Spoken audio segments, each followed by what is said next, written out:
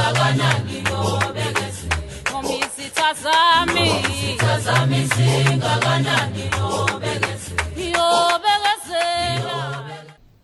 Sanibonani, ugogo Mseleku lo okhulumayo namhlanje okhuluma nani ngezinye indaba afuna nje ukuthi nizazi kakhulukazi kulabo abathengisi bemali ngoba phela kuhlukene ukuthengisa khona laba abathengisa ngokwempahla kuba khona laba ababolekisa ngeimali mhlasimbe ezalayo. Namhlanje ngithi anginazisa ukuthi njengoba kuya kwenzeka ukuthi umuntu afike kahle ezikhalela kuwena ezocela ukuthi umtsheleke imali, okay, umnike imali yakho akutshela cha ngo-25 noma ngo-30 nje ngizoyibuyisa imali yakho, uyajika kasayibuyisa imali. Hawu suyambuza hawu wenze njani na? Hayi manje ngithi ngisazokufonela ngikutshela ukuthi cha bo angiphumelelanga ngibuye ngabanjwa yilokhu nalokhu. Oh okay, sengenzela ukuthi ke mina ugogo Mseleku ningahlupheki uzulokhu umgququ umuntu umfonela.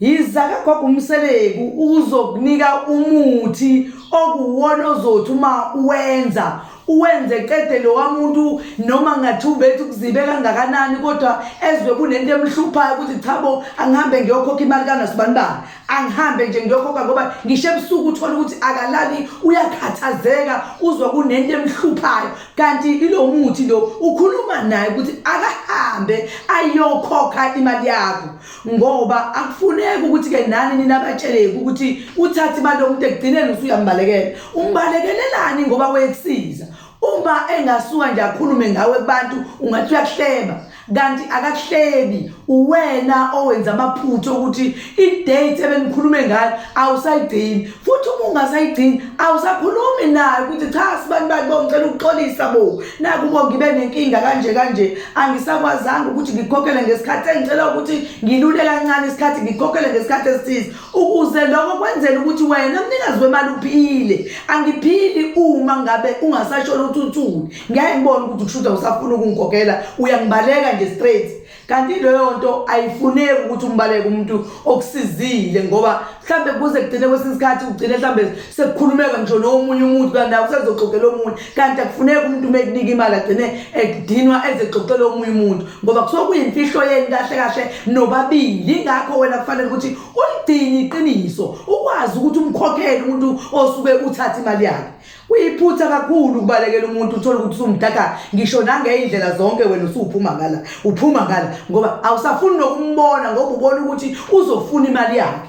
Kube kuvele kubalekile ukuthi ayifuni imali yakhe phela ngoba wekunike ngesihle nawe ufika uyikhalela uyibalisela wenza konke. Manje nje ngiyacela ukuthi abantu abakweleta abanye nabakweletwayo hayi bangambona ugogo Mseleku ngoba inamba yakhe ugogo Mseleku isuke ikhona ngenzansi kwenkulumo ukuthi ukwazi ukukhuluma naye umtshele ukuthi cha ugogo Mseleku khona la kunenkinga khona bese inkinga yakho uyayivala, emva kube seyivalile wena usukhetha ukubaleka. Hayibo lalelani ke enzansi ugogo Mseleku uyabonga kakhulu, uyacela ukuthi nilalele nishelelane nenzela konke uxoxele ngisho umngani wakho ongazange azabuka ukuthi cha bo ngike ngezwe enye into mhlawumbe umngani wakho yokuxoxela ukuthi hayibo yazi ngatshela umuntu ima uyangihlupha akasafuna ukungikhokhela uthe cha bo ngena kugogo Mseleku useshe yena uzolalela umuzwa ukuthi uthini ungase ulithole usizo. Utshela wena umngani wakho wenzela ukuthi abheke ukuthi usizo angathola ukuze kubuye phela imali yakho. Uyakusiza nje umngani wakho. Ngiyabonga kakhulu ugogo Mseleku, uthokoza makhosi amakhulu.